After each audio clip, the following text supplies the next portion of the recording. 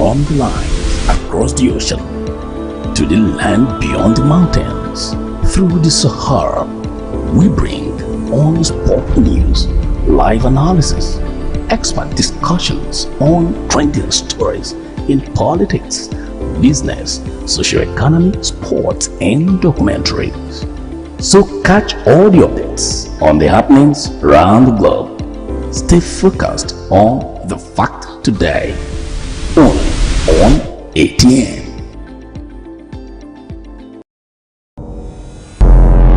Every day our lives are changed by history. We are one people, all of us. Leaders, politics. Nobody's ambition is what's the blood. I have fought very firmly. Natural occurrence, war, and the world economy. I belong to everybody, and I belong to nobody. ATN covers it all on ATN Politics today.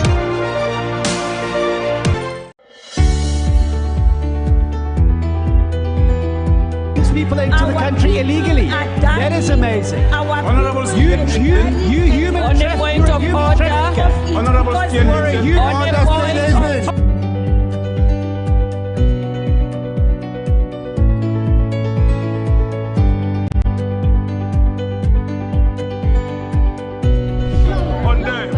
they are not picking our calls. They made up their minds. So no agreement with the EU, but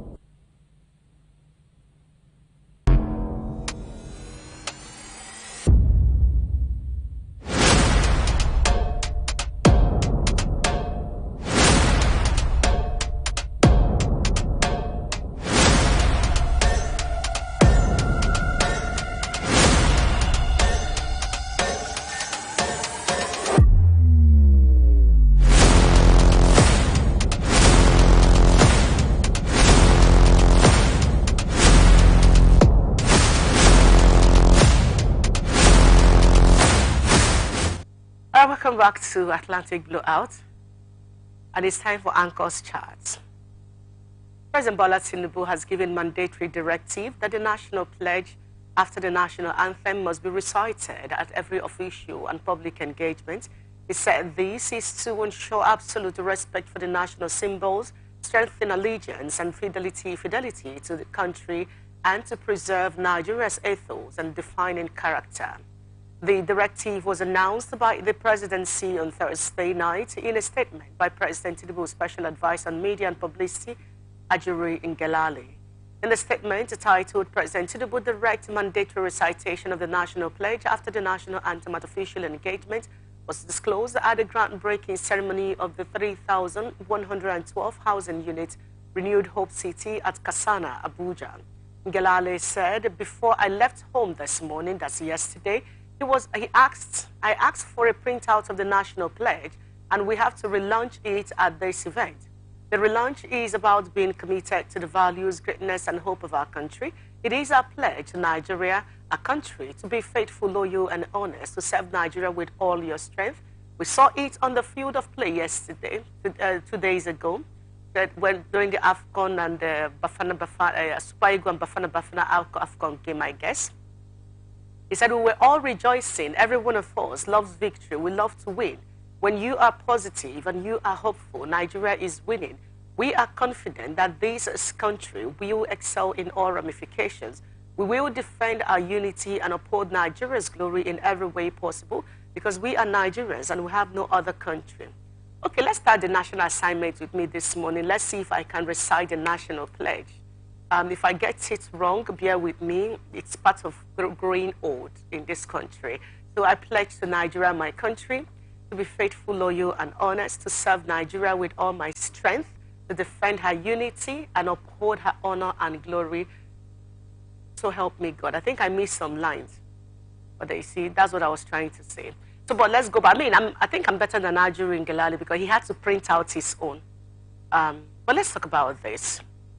So, I sat down, looked at this story over and over again. You used the yardstick of Super Eagles winning Bafana Bafana and how Nigeria was rejoicing as a yardstick to determine that we are rejoicing, we're making progress, and there is need for us to declare our pledge to Nigeria at every turn. Now, look at this. Let's paint a quick scenario. In a nutshell, what the president of Nigeria is trying to do, he made a statement before this on the need for Nigerians to stop bad-mouthing Nigeria. And then this statement comes at the heel of the first one. What, in essence, the president is trying to do is, you know, a sepulcher, a grave. You're trying to paint the surface. You get the best of quality paints. You paint the surface, rewrite the name of the deceased in the grave. You do all kind. You put the best of flour, the most expensive flour, if you may. Reef, in a reef form or any form, can even plant it around the grave. But guess what? That dead person is not coming back to life, except for us who are Christians on the resurrection morning. But we're not there yet. So this idea of not dealing with the rots from the roots and decidedly vowing to say we are getting out of this and being genuine about it has been a pattern with past government, present government, and trust me, future governments, if nothing is done to nip this in the bud. What exactly are you building on? I pledge to Nigeria, my country, to be faithful, loyal, and honest, to serve Nigeria with, okay, let's look at the first verse. I pledge to Nigeria, my country, to be faithful, loyal, and honest. What am I pledging to? That allegiance I'm pledging to, what is it built on? You talked about the Super Eagles and the Bafana Bafana game. Let's go there. As sportsmen, these men train through thick and thin.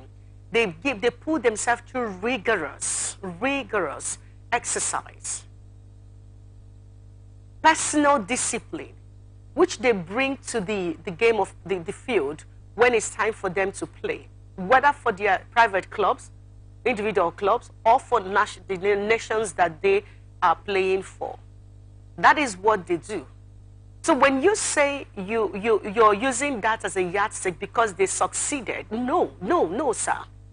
They succeeded because individually they have developed themselves through thick and thin, and not because this country gave them anything, because 99.9% of them playing there is simply because they either played for private clubs in Nigeria or their parents found a way to send them out, or they were born abroad, and, you know, like the captain, Zeus, and all of that, Ekong, I mean, yeah, his name is Zeus too. So, Zeus, I guess. So all of them came together. If you look at their story, Ekong, for instance, is now captain of the Super Eagles. His dad refused that he's going to be a footballer. He refused to go to school, to the normal school processes. They sent him abroad. He got there, chose to go into football. His father literally disowned him. At the time he was supposed to sign for the academy, the dad refused to do that. The mom had to step in, who is a white woman anyway, had to do that. He went through rigors. He was taken off the academy because they said he doesn't have what it takes. He went on and on, stooped low at different levels, and all of that and all of that. Look at Wabali. Wabali is a young man, was a young man here, playing, doing the much he could. Did the government of Nigeria notice that he needed any form of support? No. He found his way, somehow got into to play for South Africa, and here we are today. Casero had to go get him to do that. Look at Osimhen. Osimhen is just like some boys today, whom this country is failing, sold bottled water at the point he lost his mom, the dad lost his job. In order to support their dad, him and his younger sister decided to go to the street to start selling water. And now, somehow, these kids survived. And now, there are several of them with similar stories. What exactly did Nigeria give to them that had made them succeed? that will make you say we must pledge our loyalty to Nigeria. I think the insults that the government of Nigeria gives to angry Nigerians, let me use that word, because they don't seem to see the anger that is laced with every word that comes out of the mouth of these young persons. Go to social media. Sometimes, as leaders, take time to go to some of these popular influencers or blogs, read the comments on issues that concerns you. I'm sure you'll get idea. So, like I said, you cannot use individual effort that these people, just like the millions of Nigerians today, are struggling under rain, under sun. Somehow they get the big break, and when they get this big break, Nigeria suddenly wants to recognize them. Wabali was saying that for him, it's whatever he can do to put smile on the faces of Nigerians, because he knows, he feels the pulse of his fellow Nigerians, which the government of Nigeria cannot boast of. So you wake up and you tell us, we recite the pledge. I pledge to Nigeria, my country, to be faithful, loyal, and honest. Has Nigeria been faithful to me? Has Nigeria been loyal to me? You're expecting me to say I'm going to serve Nigeria with all my strength, to defend her unity and uphold her honor and glory. What glory am I supposed to be upholding right now? You're releasing 102,000 metric tons of grains to over 200 million persons. The first set you released, where is it? I don't know anybody who works in this organization, for instance, who got a cup of rice, a cup of maize or wheat. There are conversations that needs to be had. Nobody is talking about these things, and somebody wakes up and just feels, okay, let's do this, let's camouflage, let's manipulate them, let's get them to think that because the Super Eagles are winning, come on now, come on. I mean, we have had the likes of J.J. Okocha, we have had the likes of Kanu, Wanko, and several of these guys, the Peter Rufai, them, some of them that died in penury. Some of these former old Super Eagles died in pains. Not even this country has any form of insurance for these guys.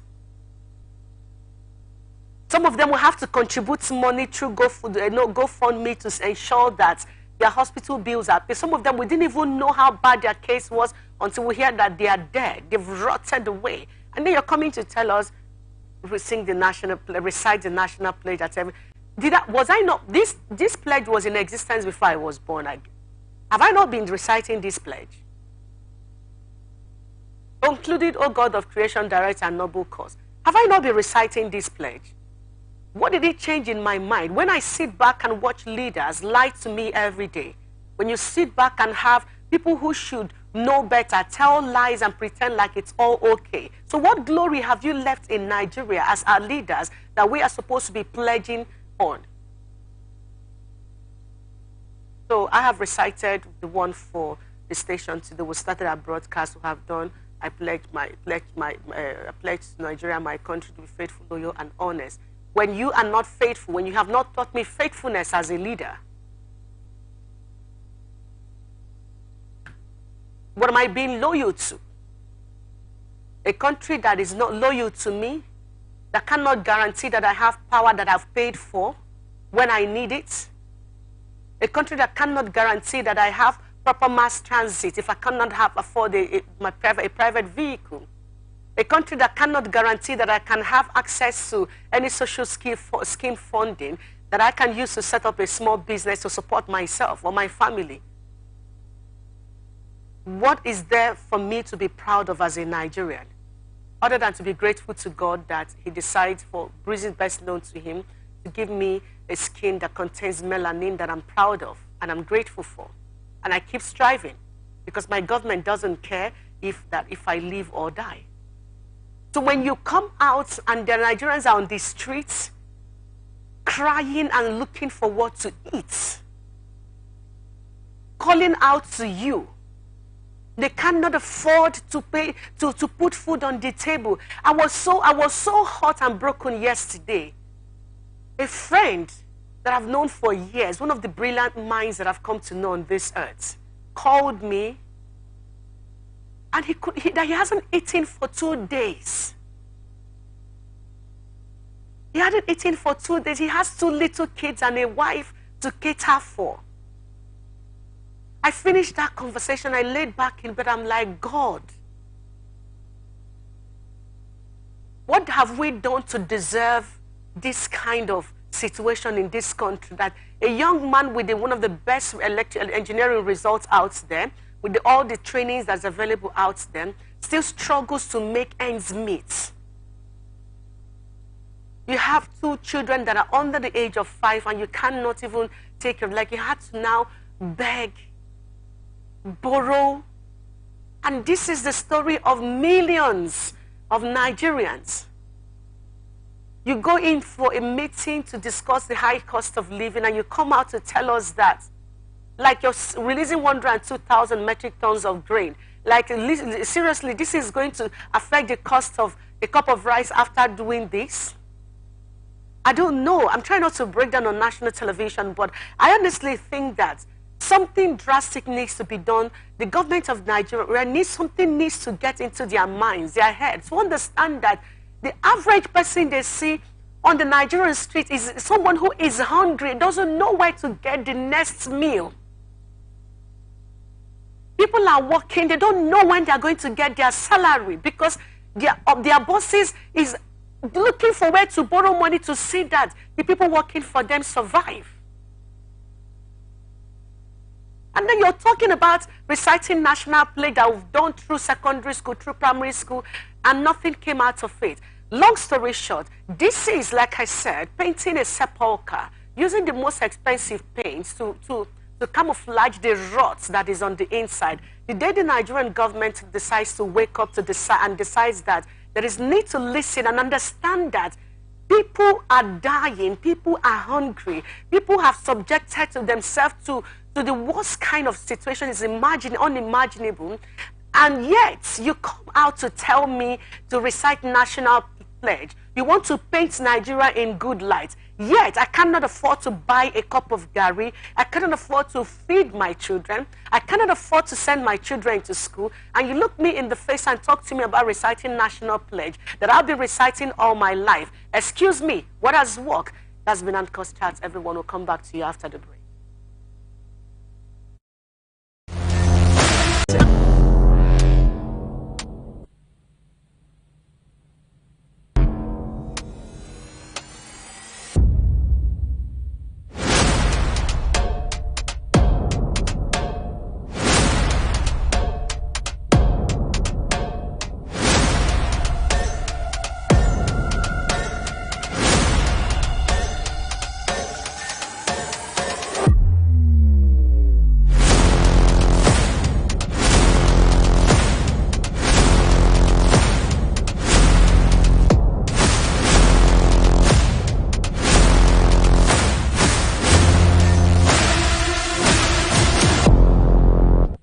From the line across the ocean to the land beyond the mountains, through the Sahara, we bring on-spot news, live analysis, expert discussions on trending stories in politics, business, socio-economy, sports, and documentaries. So catch all the updates on the happenings around the globe. Stay focused on the fact today. Only on ATN.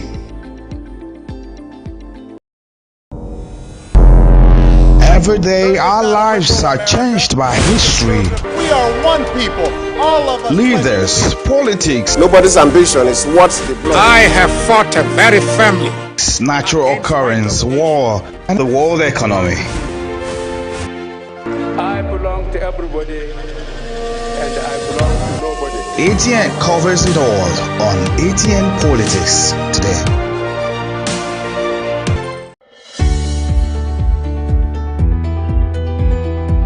People into the country illegally. That is amazing. You human trafficker.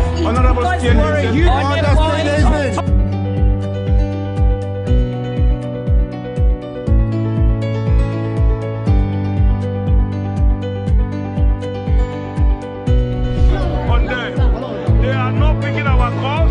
They made up their minds. So no agreement with the EU, but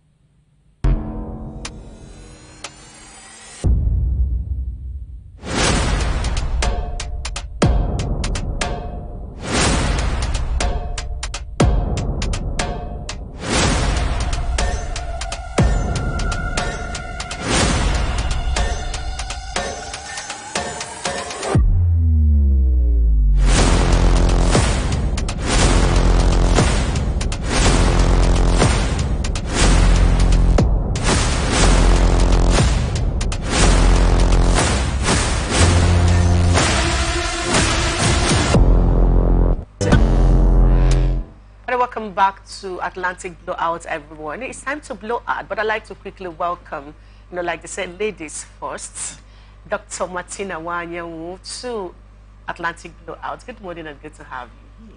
Good morning, please. And then I have Professor Clifford Wanyanwu also on the show with me. Good morning and good to have you here. Livia, it's good to be here. They are both lecturers with the Faculty of Law, Rivers State University. But now, let's start off from Rivers State stories. Governor of Rivers State, Sasimilaye, expresses satisfaction with ongoing work on the 20,000 housing units as one that the state government will deal decisively with anybody who sabotages the ongoing housing units project that is providing decent housing for the low-income earners. The governor, in a press release by his SSA on media, Boniface Onyedi in Port Harcourt on Thursday, said Safubara gave the warning when he inspected the extent of work done at the 20,000 housing units project site located along the Birikuri Airport Road opposite OPM headquarters on Thursday. According to Onyedi, the governor being conducted around the site by the MDC of TAF Africa Global, Mustafa Njie, said he was already inundated with reports of some community people threatening to disrupt the ongoing construction work. He said, I am also aware that some of the community people are coming up with issues. But let it be clear, we didn't jump into this land. We did all the due diligence that we needed to do. We took our time to check the land. It is a property that belongs to the Rivers State government under the Greater Port Harcourt City Development Authority. Speaking further, the governor said, we are not taking anybody's land. However, if you feel that there is an encroachment, you should know the right authority to visit. Nobody should come here and disturb the contractor. That is the truth, because I'm going to take it personally as sabotage to my government. The governor further warned, I know a lot of people are trying to do one thing or the other to sabotage us. I'm not going to take it lightly, inasmuch as I believe that peace is the major ingredient that we need for every development. It doesn't mean I will be quiet when I see anybody that will come here to disrupt this project. While reiterating his commitment to Rivers people, he said, you can see for yourselves that the contractor means business. When we come here in December, it was a bush, and today we can see a lot of buildings spring up. It means that the contractor is serious. I'm really impressed, and as a government, one of the things we owe our people is decent housing, just as the president said today when he was doing a groundbreaking for the Renewed Hope City. He said, every Nigeria deserves a decent home. All right, let's talk about the idea of anyone trying to sabotage the housing project or sabotage his government. Prof, there's been several concerns about the government of Similaye Fubara. If you look at the issues between him and his predecessor, now the FCT minister. However, to a large extent, millions of persons, if you may, who that follow these stories across board, have been very impressed with the governor, the way he's been trying to pursue peace against all the odds to ensure that things work. But when he speaks of sabotaging his government and said he's going to take it personally if anyone tries to sabotage this project, do you think he may be trying to communicate to the people who may be behind this act? Well, I think that the warning is necessary, in the sense that it's not, it's communicating to everybody. Because, everybody, the papers or the stories are advised that he has an issue with his predecessor or his godfather, as he has always made everybody to know. But there could be some persons, even when they are relating well, that will want to take advantage of all these stories to not create problems for the governor. So I think that warning was quite apt at this moment. All right. Okay. That's quite interesting. Now, Dr. Makwayenwu, the concept of 20,000 housing units as part of developing urban development or rural development, if you may, at least decongesting the main city. This is the Greater Port Harcourt project was started by the former governor, Rotimi Amechi. Now, the governor of Similaye Fubara, amongst other projects under Rotimi Amechi that was for Rivers people that was abandoned, he is going ahead to ensure that this comes to light. However, the community challenge, which is common, but this time he is saying there are legal processes to get to express your grievance and not to sabotage ongoing project for Rivers people.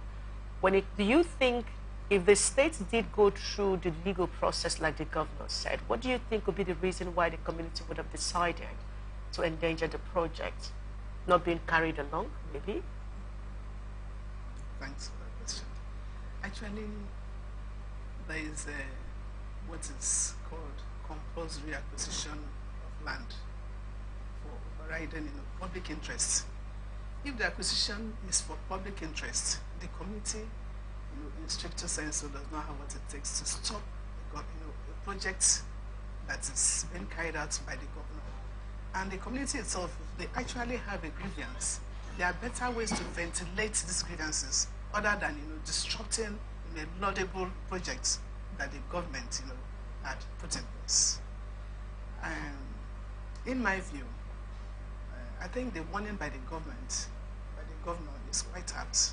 And if the community feels 20,000 housing units that is meant and intended to decongest the other part of Port Harcourt is something that they can sabotage. Well, I don't see a human being or anybody trying to fight government and succeeding at that point.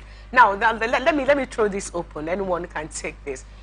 Issue of community attempting to sabotage projects is nothing new, because we know during the time of Governor Nyesom Wike, he goes directly at you and says, "Don't dare me, I'm not going to take that."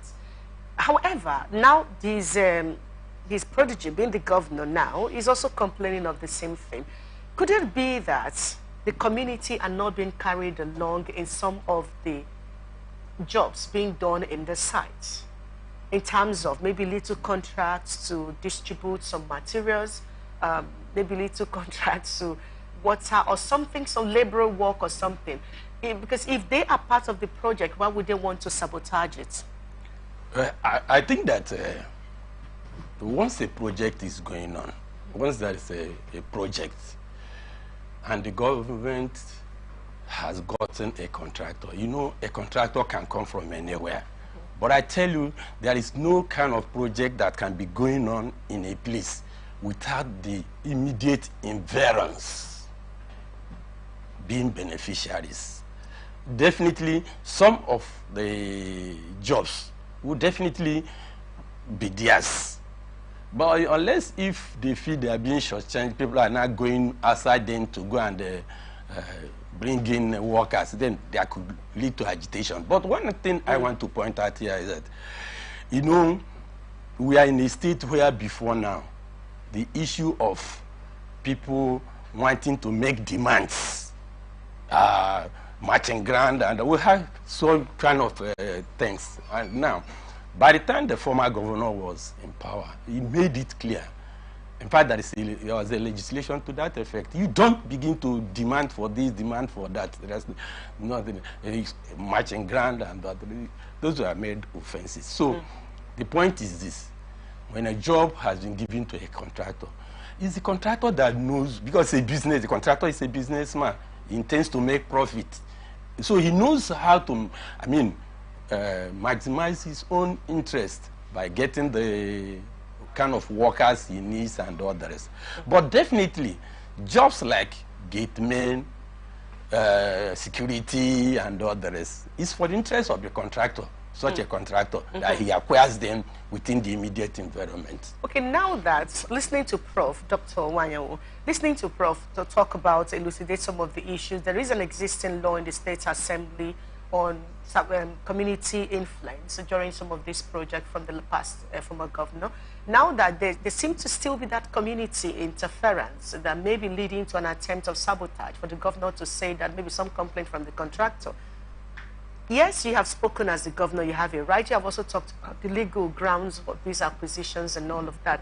But wouldn't it be ideal to also have maybe the Ministry of Social Welfare, Chieftaincy, Urban Renewal, any of those ministries that are involved, to go also to seek to understand whatever may be the reasons why there may be an attempt at sabotaging the project, and find a way to manage it instead of just making a veiled threat, if you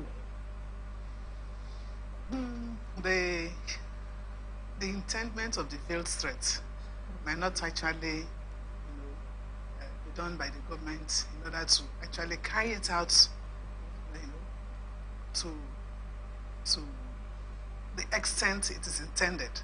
But it is so that threat is made so that any body who wants to ensure that the government project is sabotaged might understand that they attempt it, they definitely has a law to face. And of course, if you want to fight government in this circumstance, you have a full hand. Definitely, you are not going to come out the way you went in, unscattered. So, on the other hand, when you are talking about some institutions coming in to mediate between government and youth, I think we have the Ministry of Youth Affairs. Okay. And it does not ipso facto mean that they now have to go to the extent of pleading with the youth to ensure that a government project is interfered with, and in trying to say that they come up with a solution, they now have to go and beg the youths to stop the interference. But would some form of mediation hurt anyone? Well, no, mediation definitely does not hurt anybody. Mediation, can at least, they can have a roundtable discussion and come to an agreement where every party is appeased. Okay. All right. I think we'll just, you want to add something real quick? No, I think it's okay. All right. We hope that the needful is done. The professionals have made the suggestions. We hope that the needful is done. But let's get into issues around the Southeast right now. The indigenous people of Biafra have rejected the lingering court trial of its leader, Mazen Nnamdi Kanu, and insist on the appeal court ruling in Abuja on October 13, 2022, that discharged and acquitted Nnamdi Kanu of all the charges against him by the federal government. IPOB, in a statement on Thursday by its spokesman Ima Powerful, said, sadly, the same federal government that is prosecuting Mazen Nnamdi Kanu is refusing to make an appearance at the same Abuja High Court hearing of February 8, 2024. The refusal of the federal government to appear in the courts, that's yesterday, on that day for continuation of their trial is evident that they do not have a case against Kanu. We stand by the judgment of the appeal court, which ordered that our leader, Mazen Nnamdi Kanu, should not be tried again in any Nigerian court. The Supreme Court judges agreed with them, but lacked the courage and integrity to uphold the appeal court judgment. IPOB leadership has reviewed the actions of the federal government and the judiciary and totally rejected further trial of our leader in the High Court. They know very well that they have no case against him. Still on the quote, the federal government is just utilizing the weak instrumentality of the law in Nigeria to detain and persecute Kanu indefinitely. The wicked persecution of Kanu and other innocent IPOB members will continue to destroy Nigeria's image locally and internationally. The pro-Biafran group also urged President Bola Tinubu to release Kanu unconditionally, according to them, because self-determination is lawful domestically and internationally. Said, we are interested in the self-preservation of Biafrans from marauding terrorists. Biafra liberation is a divine project. He said that not even former President Buhari nor anyone else can stop its actualization. Mapowerful said, IPOB has come to restore Biafra, and it is either Biafra or Biafra. That is our oath of allegiance to the Biafra nation and our oath of honor to all those who have fallen in the cause of our march to freedom. The consign, let me take off with you, Prof. The consign, every time Nnamdi Kanu story comes up, is that we all who have been following this story is looking for the sincerity of the government of Nigeria, both past and present. You, through extraordinary rendition, pulled this man from Kenya to Nigeria. There are international laws and all of that against that. There's been several calls for to use political solution to manage the situation and get him out. The former Attorney General of the Federation had to go back to court after the appeal court judges gave a judgment on that. Now, after that, they were able to get to the Supreme Court. But guess what? When they got there, the Supreme Court said they'll have to go back to review all the judgments that justices of the Supreme Court had already rendered. But the concern in all of this is, you had a trial set for, on the 15th of December, you had a trial set for February 8th. Yesterday was February 8th. You did not show up. Do you think that the government of Nigeria may be inadvertently trying to stop more controversy around the Nnamdi Kanu which may, a lot of people have said, worsen the situation in the Southeast? And if that is the case, what is the best way to look at this situation? Thank you for that question. You know, as a lawyer, the case of Nnamdi Kanu is an issue that we approach cautiously, looking at it from both sides. Yeah. One, this issue of you know, projecting any tribe does not give a good coloration to the issue. For me, if we are discussing his rights as a Nigerian and the laws that should protect and govern him, good. But trying to make it look like a particular group of people are the ones that are maybe fighting for this right and all the rest does not give a good background to the whole thing. What I mean is this: there is no need highlighting a poor Biafra days. It makes the government feel that they are being challenged. Now, on the other hand, I think that I agree that the case of Nnamdi Kanu is giving the country a bad name. If you look at the story of how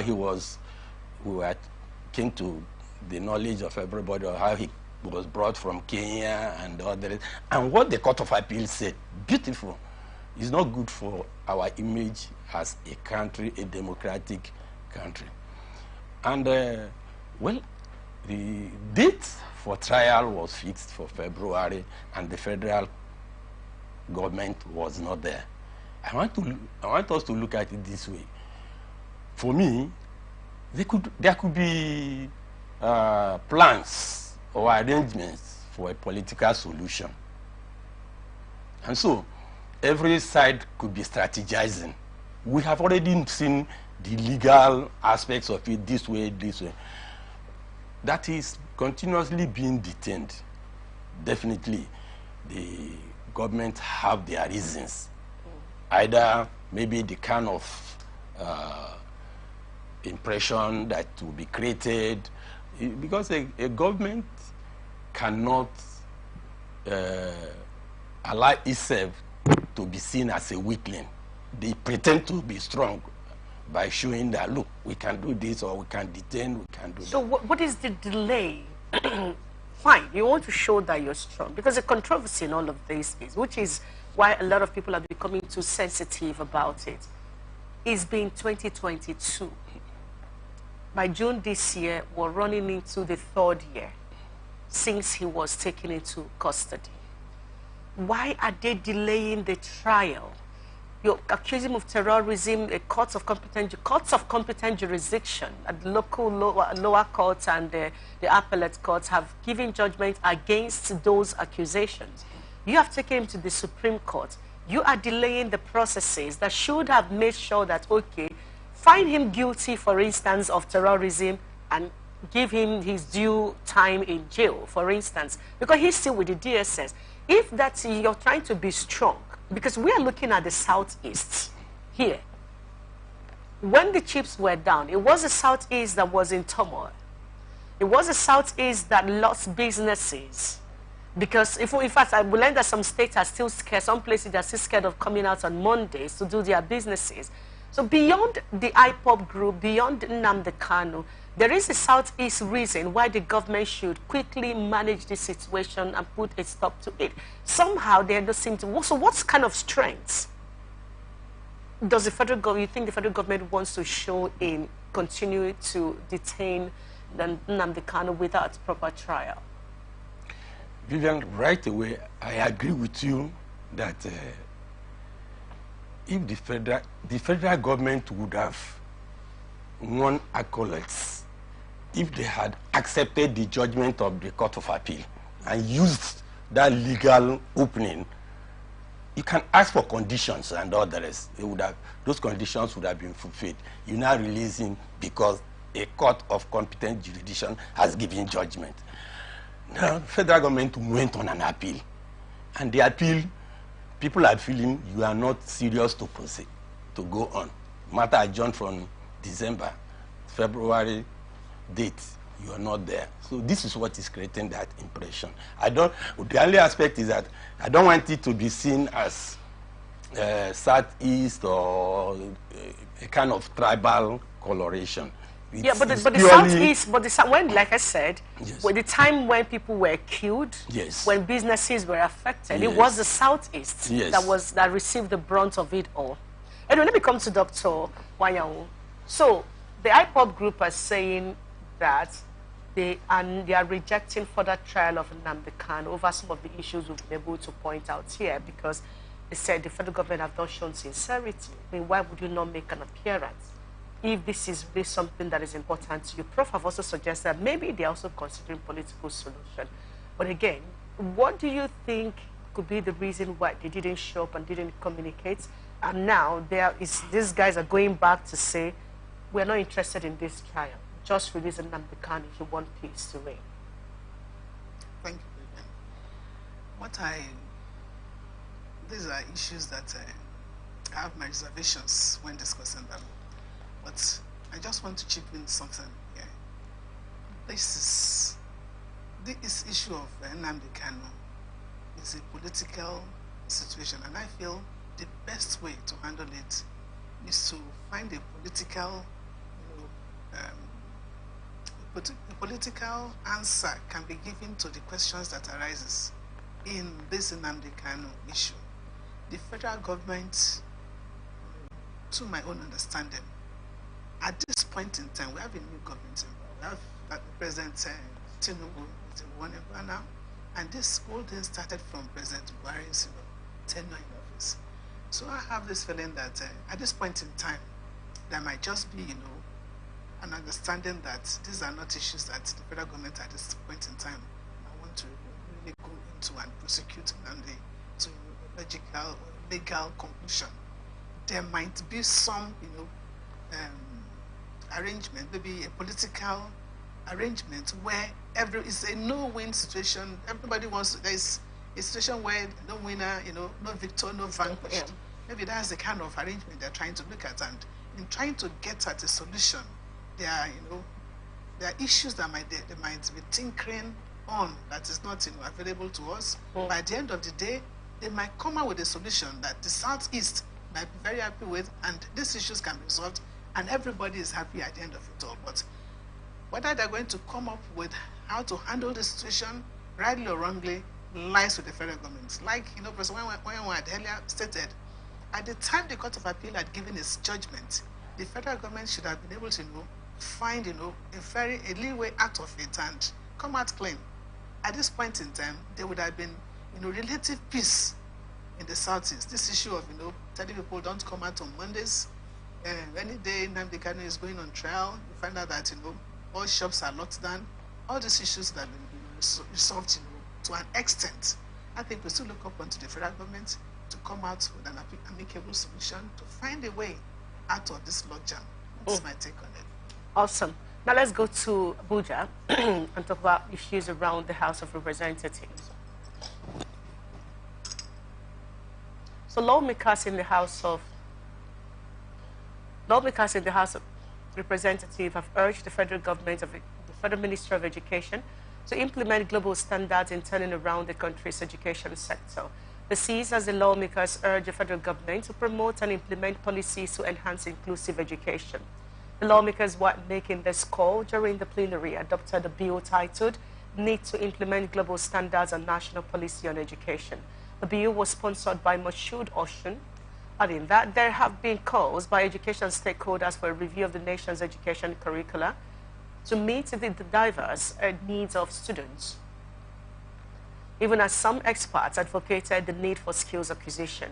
Oshun, who represents the Lagos Mainland Federal Constituency, Lagos State, while leading the debate, stressed the need to prioritize special needs education to cater to the individual needs of students and those with disabilities, adding that the national policy on education requires adhering to global standards for improving education for children with special needs, promoting inclusive access and less restrictive learning environments. The House urged the Federal Ministry of Education to commence the full implementation of the national policy on education about special needs education and ensure that adequate resources are made available to provide a conducive learning environment in the public schools for pupils and students with special needs. It further mandated the Committee on Disabilities to investigate the non-implementation of the national policy on special needs education to ensure speedy implementation and report back within 4 weeks for further legislative action. Prof, every time you listen to the National Assembly talk about this is what needs to be done, this is what needs to be done, it's you. So at first you feel elated. Oh, okay, they are talking about this. In about a week or thereabout, this is the second conversation they are having on the need for inclusivity, other organizations too. But this conversation about inclusivity, let's look at it from the angle of education. You, both of you, as a matter of fact, are teachers in the State University here in Port River State. How much of inclusivity do you think we can achieve when it comes to tertiary education? Let's even talk about that. Because looking back, I can't remember seeing a university where you have special need like speech impaired, visually impaired persons being in class and being taught together. I'd like to have your take on how much you think we can achieve if we decide to go into inclusivity for people with special needs. Thank you. I think it is necessary. Because if you look back when how the national education policy was structured previously, there was that kind of assumption that everybody is normal. And there are no provisions for students with special needs. Like you said, some have speech problem, some have sight problem, some have some other peculiar needs, which the government has to cater for. If you take, for instance, houses, or you visit some buildings, they do not know that everybody coming here there may not be all walking on their own. So it means you are restricting certain persons from accessing such a place. That's the same thing with education. So when you make when the policy does not cater for those with these special needs, sight, whatever, you're making it exclusive.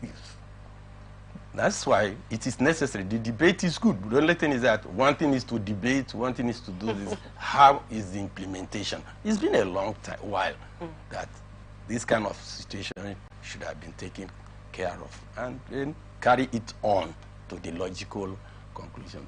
We hear some of these very brave ideas, fine ideas, but from year to year, the implementation is the issue. But I think that's the problem. Now, Dr. Wanyaun, the rep saying there is need to promote, implement inclusive education policies. Let's look at holistically, general education generally, not just in tertiary institutions.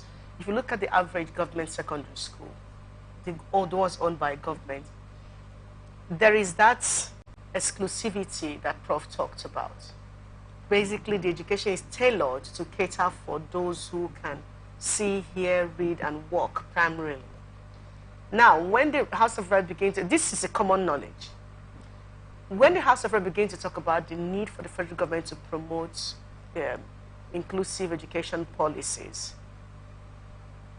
is it not supposed to start from them by looking at the laws binding education in Nigeria, looking for a way to build that to ensure that this becomes compulsory going forward in the next 5 years, for instance, government secondary schools, these people are not going to be learning separately, for instance. As much as possible to have a level of inclusivity, shouldn't we start from the lawmakers? We're talking about inclusiveness in education. the policy of government, was not adverted towards those who have hearing challenges, sight, then those who are even dumb. But along the line, we've been inundated with having students, not just at the secondary level, secondary education level, but even in tertiary institutions where you have the students come to class and you're faced with this challenge of having a student who is dumb, some who are blind in the classroom. I think that issue has not been, addressed from the beginning. So how the students are able to cope at the end of the day is something that the government should look into strictly and come up with a policy that would address and be implemented in such a way that these students, this group of persons who have disabilities, are actually, incorporated into the society properly, educationally. Like I know of a few students of ours who have disabilities. When they come for lectures, they put on their hearing aids. That's at the lecturing level. How about during exams? You find out that they cannot sit with, the normal students in class, maybe in the exam hall to write the exams. There has to be some provisions, special provisions made for them to be able to meet up with writing the exams. But if these policies had been, put in place and implemented, the students definitely would have fared better. But as it is today, we just manage whatever we say there in order to ensure that they equally, benefit from having a sound quality education. So now back to the second part of my question. Shouldn't this be the responsibility of what we discuss is common knowledge? Everybody knows that this is the state of education in Nigeria. If there was no originally planned inclusivity where these special needs persons, where the policy of education was planned with them in mind, it was like a secondary thought. And it's still dragging us back today because we have them as children, as loved ones, as members of the society. Now, when the National Assembly begin to talk about inclusivity in education policies, shouldn't it start with them? Thank you, Vivian. When we're talking about starting with them, it shouldn't just, be like, starting with them from anywhere. The laws, for instance. Yes. The laws, the laws should be made in such a way that, they should take note of the existence of this group of persons in society and start with them from the nursery level. By the time you take care of them at the nursery, secondary, by the time they get to tertiary institutions, you find out that these problems are addressed. But when this inclusiveness, does not incorporate this group of persons with disabilities, we have challenges in the, in the educational sector. But I think, with the way government is going about it and with these policies being, the implementation of some of these policies might take into account these persons, these special persons with disabilities. All right, we'll keep our fingers crossed and hope for the best. We'll take a quick break, everyone. When we come back, there is a trending story we're going to start with. We want to talk about libel, slander, defamation, and laws binding it because the National Assembly says they want to begin to strengthen those laws. What is at the background of that? We'll have all of that conversation, but that will be after the break. Stay with us.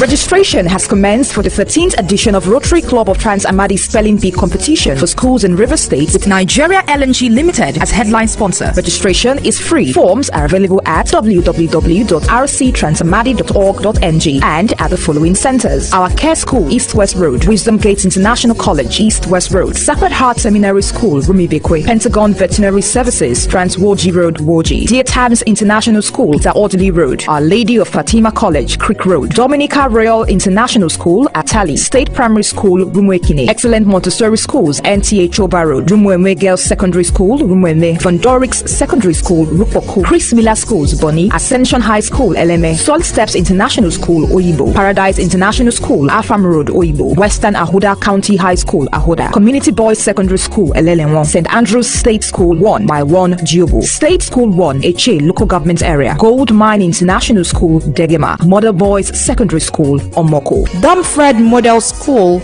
Bori. For more information, contact 0803-310-2516. Registration closes on the 9th of February 2024. Spelling Bee is supported by media partners Atlantic TV Network and Wish 99.5 FM. Sponsors Victor and Helen Foundation, Eddie Baber Foundation, Chuxel Computers, Morningstar Hospital, and Nigeria Info. Spelling Bee, beyond words.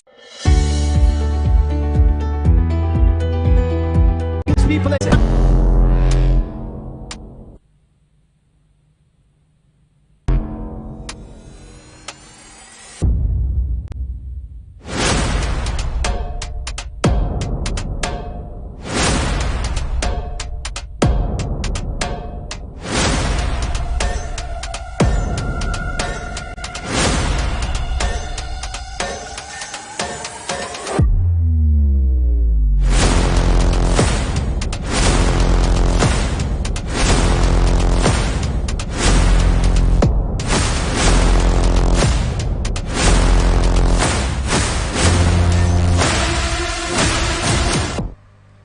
welcome back to Atlantic Blowout, everyone. Let's bring you this trending story.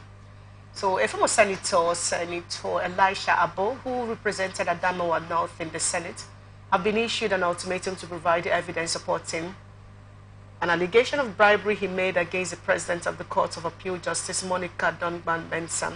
Senator Abo, during a press conference last week, had accused Justice Dongban-Mensah and others of accepting bribes in connection with the judgments that led to his removal from the Senate. You will recall that Abo had said the Court of Appeal has become a cash and carry point while calling some judges judicial bandits.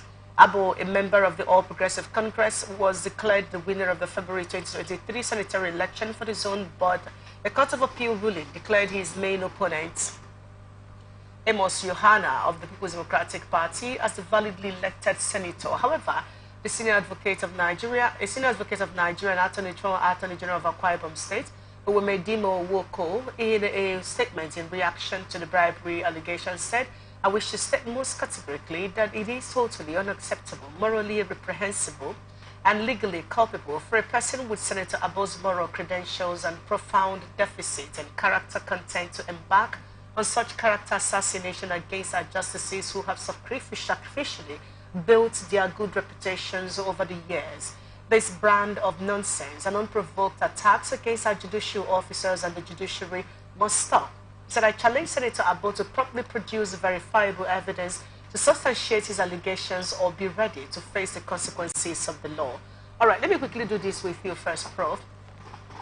Every time you listen to Elisha Abo talk or he's caught in one controversy or the other, one always wonders, is there anything at the back of his mind? Do we need to put like a leash to pull him to say, you need to count your words and mind your language and all of that? How do you call judicial officers bandits? When he was taking off when the Court of Appeal gave the ruling, he accused Akpabio, for instance. And then after that, after lobster, he came out to also apologize to Akpabio. And all of that, now you're coming back again to drag the... I'm not saying that the judiciary are innocent of some of these things, but a man of his status, like the son said, we know your deficit in character. On what grounds are you calling the judicial officers bandits and claiming that they were bribed? I'd like to have your reaction to this. Yes. In fact, the learned Sikh has said it all. Deficit, reputation. You know, one thing we have come to see generally amongst our people or amongst our politicians is when it doesn't favor you, rightly or wrongly, you say all kind of things.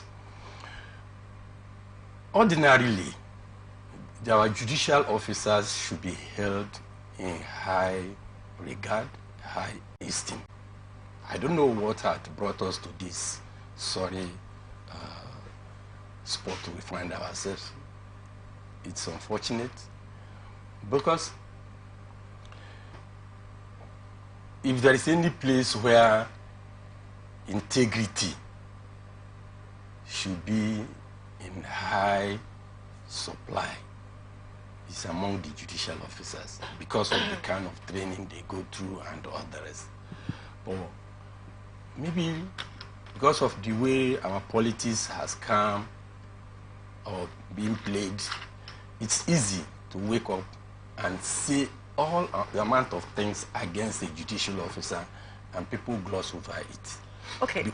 Because, just a minute, because the judicial officers, their integrity is what people trust and count on. And so it's not something that we lightly make statements about. So I agree that for him to make such allegations in such a public he should come up with evidence. Otherwise, there are consequences for every conduct. Yeah, I know we'll talk about libel slander from the House of Reps perspective, but let me quickly do this with you. Abo, like we said, had made false accusations against the now Senate president and came out and apologized on these same issues, going back again to indict the reputation and image of the judiciary, called them judicial bandits, and now going as far as saying that the appeal court president was giving, or the appeal court was bribed. Now that he's been asked to provide this evidence, if he fails to provide this evidence, what do you think the judiciary or the appeal court should do, or anyone involved in such? Like, I make accusations at you and I cannot provide the evidence. What does the law, what is the best way legally to look at that? Thank you, Vivian. Well, the character of Abo, the person of Abo, as I've gone over, we've all been, aware of certain allegations that have been made against this person in the past, where he slapped a lady or so somewhere in Abuja. Battery in the sex toy shop. Yes. So we have, and such person was footed into our hallowed chambers. We have something we call in law res ipso loquitur. The thing speaks for itself. So somebody that can, condescend, degenerative in character, and go to the extent of slapping a woman and got into a brawl as a member in our hallowed chambers in itself is highly condemnable. That is by the way.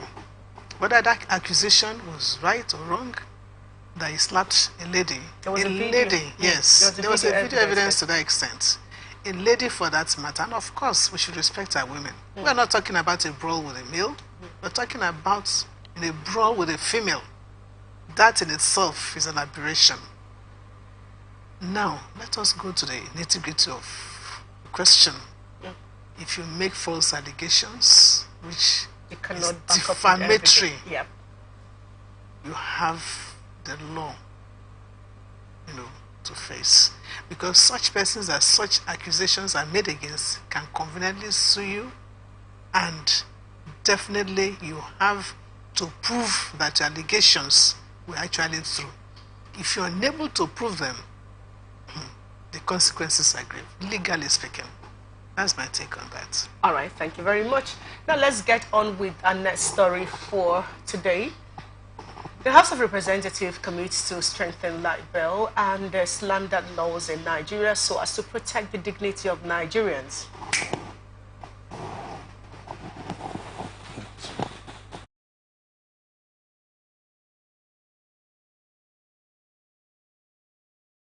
Mr. Tajuddin Abbas, who spoke during a World News Conference on Thursday in Abuja, said, "I wish to make it categorically clear that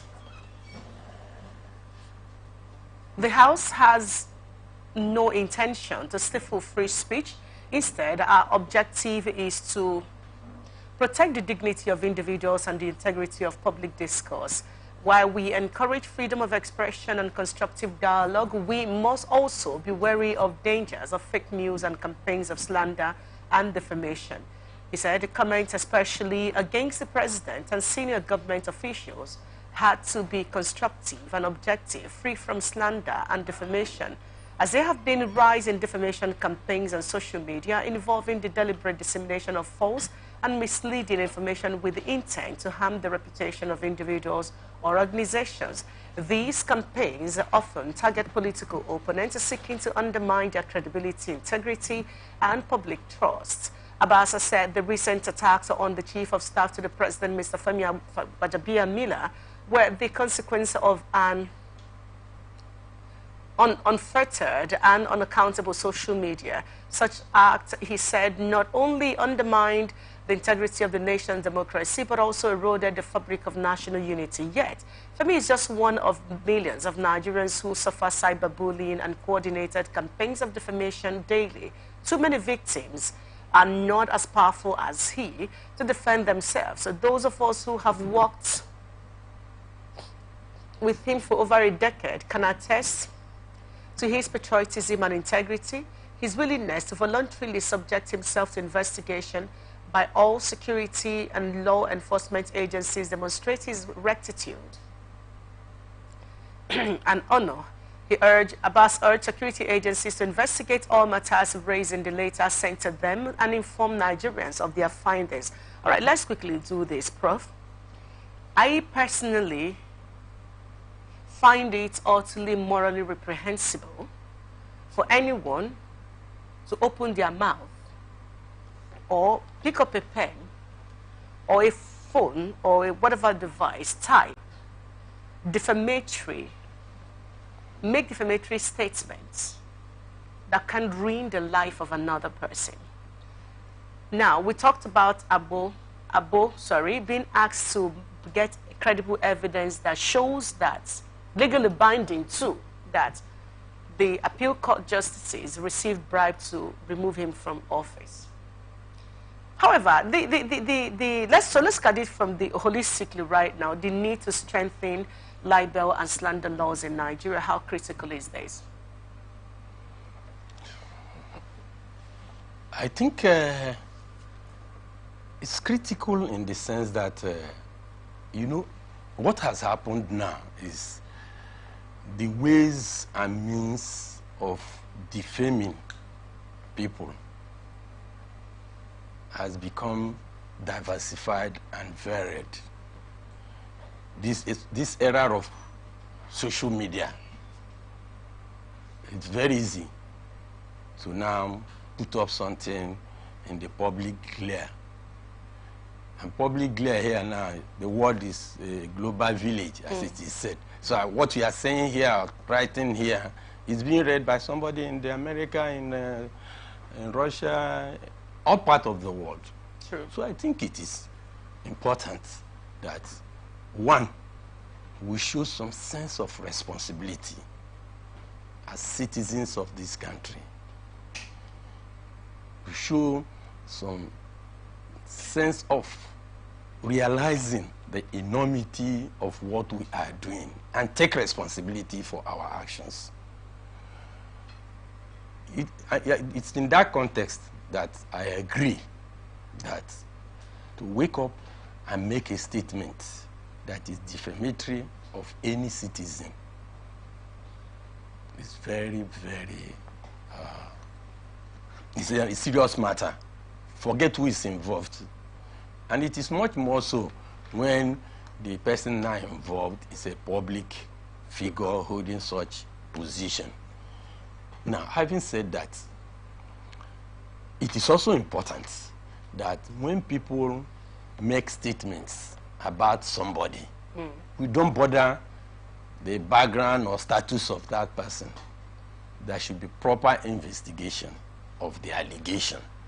And so, if the allegation is found to be correct, the public are also entitled to know. Absolutely. Yes. You know, what creates most of these problems is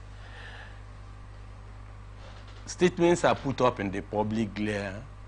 We hear investigative agencies have sworn into action, and we never get to read or know what their findings are. It goes back into creating much more doubts in the citizens. So, in as much as we feel that the social media, there should be checks. Nothing. There should be checks, yes. But then, when issues of this nature comes up, the authorities concerned should do proper investigation and tell the public their findings. Because when you now examine their findings, you'll be able to know whether actually, in course of their investigation, they tried to protect somebody or not. I think this is the thing that can give everybody a sense of belonging and a sense of statesmanship in the... Let's talk about the Edu Gates and the involvement of Femi Gbajabiamila. Because there is one thing to accuse someone of something, it's another not to have evidence. It's also one thing to accuse someone when there is evidence. Maybe you're just at the prima facie level. Having said that, the case of Edu Gate, which is what dragged Femi Gbajabiamila, the Chief of Staff to the federal government, into this, the government of Nigeria, to the president, into this, is a clear indication where you have documents. So I do not know why the speaker is using this as a yardstick. The documents are there, where he's said to have authorized it, except maybe there's another issue, but this is the one that we are aware of as it is. 3 billion naira that he authorized and not the president. Later on, Onanuga came out to Edu, the former minister or suspended minister. Later on, Onanuga came out to say, oh, yes, he did. Oh, later on, he also came out and said, no, I didn't say that, admit that the president signed all of that. Now, he's saying that Femi has submitted himself to the authorities to be investigated. Does he need to also submit himself? Shouldn't the institutions responsible for such allegations investigate him without him having to surrender himself? But either way, the investigation is set to be ongoing. Now, using that as a yardstick to talk about strengthening libel or slander laws and saying you don't want to impede on the rights of speech, free speech of the masses, help us make better sense of this. On one hand, there's a document flying around said to have been, that got him indicted in this particular matter, which is a $3 billion naira fund that he authorized. You put that on one side and then ask yourself, what makes this libel, what makes this slander, if there is a document that the presidency hasn't denied, that has his own signature on it? So why is this, his case, being used as a yardstick in this regard? Well, it's of benefit to everybody. Now, the matter is being investigated. Now, what we should be looking at is, after the investigation, we should now come to know whether the action was authorized by the president or not. I mean, in this situation, we have the document that is flying around that has not been denied. Fine. That tells that, oh, this is his signature. And of course, for the suspended minister, she also owns that obligation to the public to stand her ground and said, yes, he authorized it. You know, what happened is that after this accusation, somebody chickens out tomorrow, or a lot of things happen at the behind the scene, and the United. I mean, it does not help the interest of the nation. It does not help with the reputation and trust of citizens. These things are obvious. If it's obvious, we should be able to know. The one thing I want to say about submitting himself, like you said, whether he submits himself or not, when a weighty allegation like that is made, we don't even need for him to submit himself. The government should come up and say, yes, it happened or it didn't happen. All right. We'll be here. We'll bring you all the news, all the details surrounding this, and see how this strengthening of libel and slander laws pans out. Now, The National Agency for Food and Drug Administration and Control insists that the ban on alcoholic beverages, production in sachets and small volume PET and glass bottles below 200 ml was a collective recommendation between the Federal Ministry of Health and NAFDAC and the Federal Competition and Consumer Protection Commission. NAFDAC Director General Professor Mojisola Adeyeye, in a statement she signed on Thursday in Abuja, said it is also important to clarify that the implementation of the ban on alcohol in sachets and small volume PET and glass bottles was not hasty. It is in line with the 5-year phase-out plan of the affected presentations of alcoholic beverages, which started in January 2019 and ended on January 31st, 2024. The 5-year period granted to the industry stakeholders was a practical, reasonable and sufficient time for full compliance with the phase-out of the production of alcoholic beverages in sachets and small volume PET and glass bottles below 200 ml.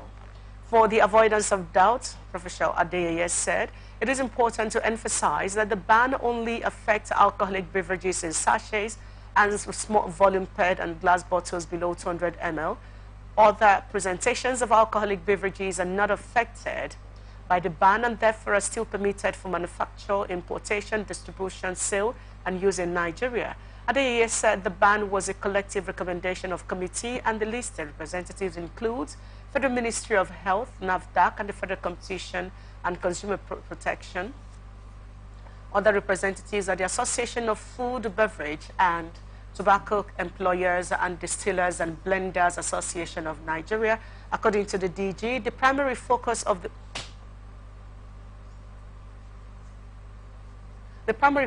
the ban was accessibility, affordability, and portability presentation of high-content alcohol in sachets and small volume PET and glass bottles below 200 ml. She further explained that the ban is in the best interest of the health of the underage, vulnerable children, and the larger society beyond the negative health consequences. Well, there's been a kind of war released against Professor Mojisola Adeyeye over the issue of banning of the sachet alcoholic beverages and the 200 ml PET bottles. But she's saying yesterday it wasn't a decision because some group, Manufacturers Association of Nigeria, for instance, said no scientific research was carried out before that was done to ascertain that this is why people are misbehaving, like she said at the latter paragraph we read. The House of Representatives also, another civil society organization, you know, there's been all kinds of uproar, protests to the National Assembly, to the Lagos office of the NAFDAC, and several other challenges that has come up since the ban. But now, she said, the notice was first given in January 2019, and it expired January 2024, which is 5 years from when the ban was initiated. You will now wonder, and she didn't do it alone. The relevant agencies were part of the process. Why are we raising dust if this has been said long ago? Why are we raising dust over it right now? Thank you, Vivian. I think it's a good thing she made this public statement. You know, sometimes when we see people holding offices and positions, the tendency is to mount pressure on them, criticize, condemn without it. Now, for those who are now raising these issues now against this decision, where were they in 2019 when this, because I believe that the industries and manufacturers, stakeholders that are involved in these productions would have been informed by 2019 that look, these are going to be phased out in 5 years. In other words, as we are now, by now we shouldn't see it again if we go by what she's explained. Yeah. So why are people now condemning and making it look as if it's I say one person's decision? She has stated the bodies that were involved and other. Now, talking about no scientific research, and that should have been the statement and condemnation that would have taken place when the notice was first given. So for now, I take it, we should take it that this is a government policy that was brought to the public domain and made known to the stakeholders and the people involved. They didn't protest, they didn't challenge it. Now we ought to be seeing perhaps we ought to have phased it out, going by what she said. It's now when people are waking up to now raise this allegation. I don't think this is proper, you know, because before that policy was decided, there's a reason. Now, if you also look at it, however you look at it, small sachets and others, the belief is that it is the younger persons, the youths and the children that will go for those smaller ones. Either they don't have enough money to go for so but I'm not looking at the morality or whatever, but I'm saying that if this was a policy guideline statement that was brought out in 2019, say in 5 years we are going to face this category of products out. Today, we are waking up to now criticize it. I don't think it's a proper thing. All right, we'll keep going. The House of Rep wants to also look into this, though there's also an opposition on that. But let's wrap up with this. The ongoing food crisis in Nigeria, and coupled with unending inflation, has compelled the federal government to order release of 102,000 metric tons of rice and maize to Nigerians. The federal government said it may also embark on the importation of whatever shortfalls may be experienced to augment existing supplies. The Minister of Information and National Orientation, Mohammed Idris, stated this in a chat with State House reporters shortly after the meeting of the Presidential Committee on Food Emergency meeting held at the Presidential Villa Abuja on Thursday. According to the minister, the president has directed that food will be made available whatever it takes. He said decision was reached following a series of deliberations by the committee in reaction to the protest by Nigerians over the high cost of food and other economic challenges. I'm worried with the statement, food will be made available no matter what it takes. Food will be made available at all costs. Now, why I say I'm worried is, they talked about importation.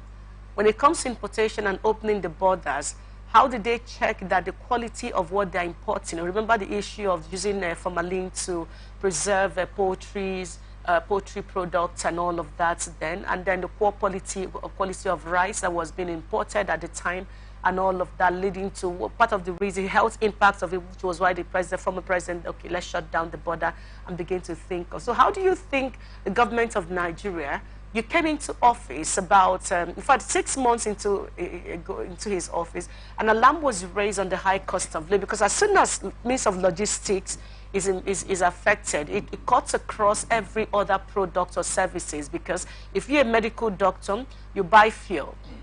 That increases your services automatically. This is common, this is basic economics. So how did the president, who was said to have run the best economy, quote unquote, in Lagos, his team, nobody saw that the subsidy that was removed was going to have this major impact? And then it's over 8 months since you came into office.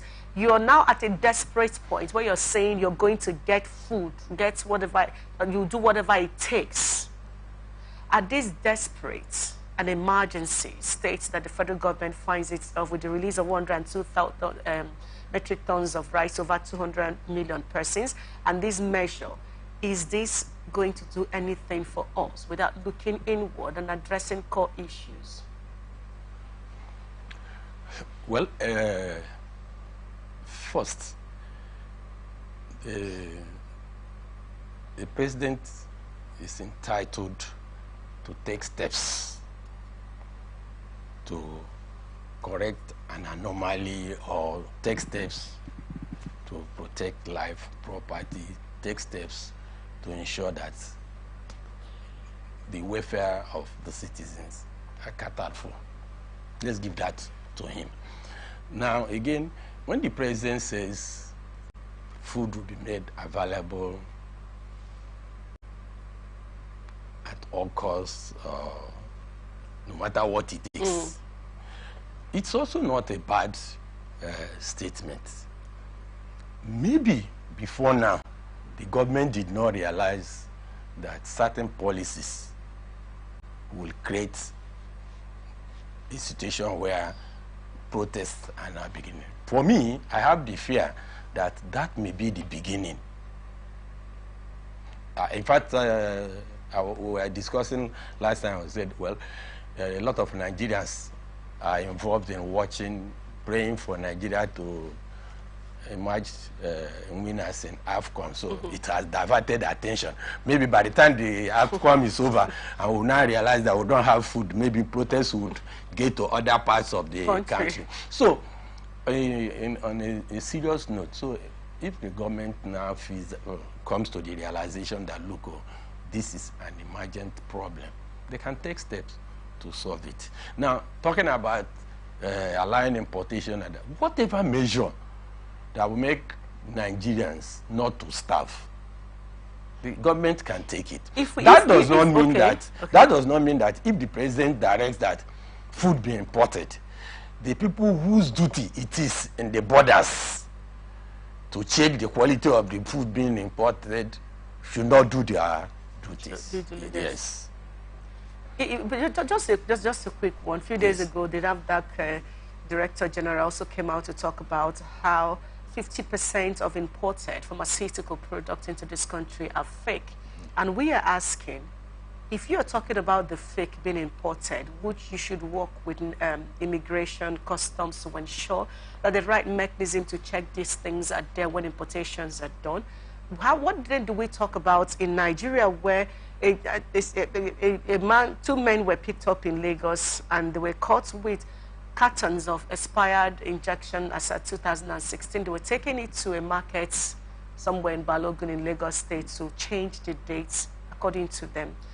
How best can we check, manage quality control? We know we have the Standard Organization of Nigeria, but are they doing enough? How best can we check, manage quality control for products being consumed by Nigerians? Vivian, you see, all these are issues of governance.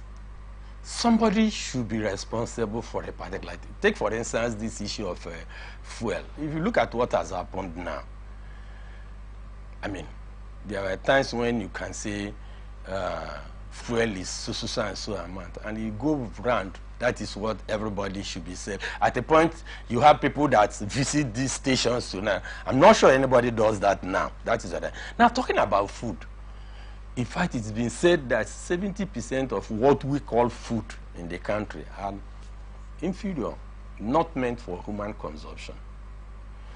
Imported, that's the same thing we hear. And it's still the same thing we are saying. There are authorities, there are agencies whose duty, when you say imported fake drugs, somebody imported them. The container came into our country. Where did it pass? Are there no agencies at the borders where it? But you know, in those days, people you see officials going from market to go and examine goods being sold. That good was not manufactured in that shop. It was manufactured somewhere and it passed the borders. This is a trader that now bought it and is selling it is the person you are arresting and confiscating the products. It's not proper.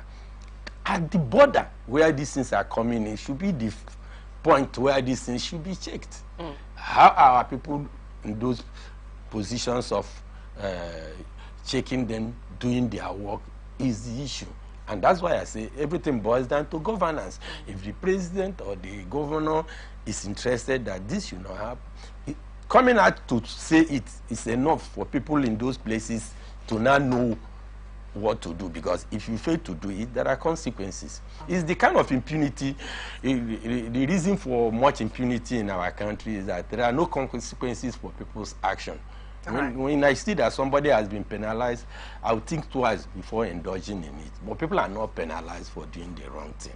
I think that's part of the problem we have in this country. All right. Thank you so much, Professor Clifford Wanyanwu. It's always refreshing and an honor to host you on Atlantic Blowout. So thank you again for being here today. Thank you for having me. And a big thank you to Dr. Martina Wanyawutu for joining us on the show. We cannot wait to have her back. And that's been a show, everyone. Do enjoy the rest of your day. Bye. From the line across the ocean to the land beyond the mountains, through the Sahara, we bring all sport news, live analysis, expert discussions on trending stories in politics,